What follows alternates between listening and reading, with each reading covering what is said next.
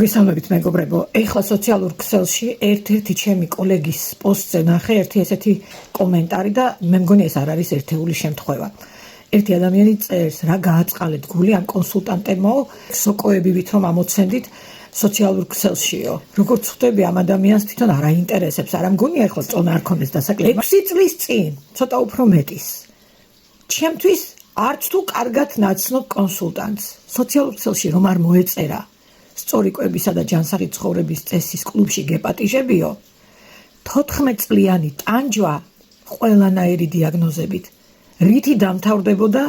ალბათ ნელი მისახვედრი არ უნდა იყოს ისე მძიმე მდგომარეობაში ვიყავი მაშინ რომ ერთს კი მივედი მაგრამ 4 თვის შემდეგ რომ ისე განმეორდა ეს მესიჯი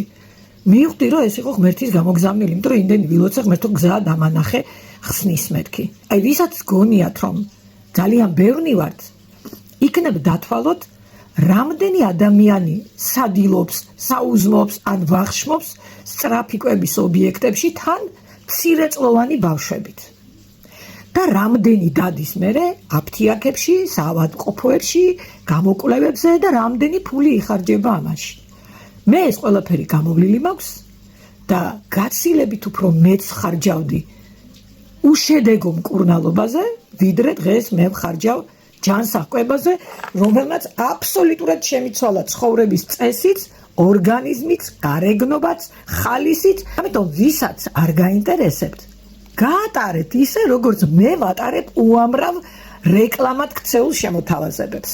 მაგრამ ხელს ნუ შეუშლით იმ ადამიანებს ვინც არც კი იცის რას ეძებს ისევე როგორც მე არ ვიცოდი ღმერთმა ჯანმრთელობა მოგცეთ ფრიგრძელობა მოგცეთ და მომავლის იმედი არ დაგიკარგოთ. და მაინც გახსოვდეთ ჯანსაღი ცხოვრების წესი და სწორი კვება საუკეთესო საშუალება ფრიგრძელი და ხარისხიანი ცხოვრებისთვის.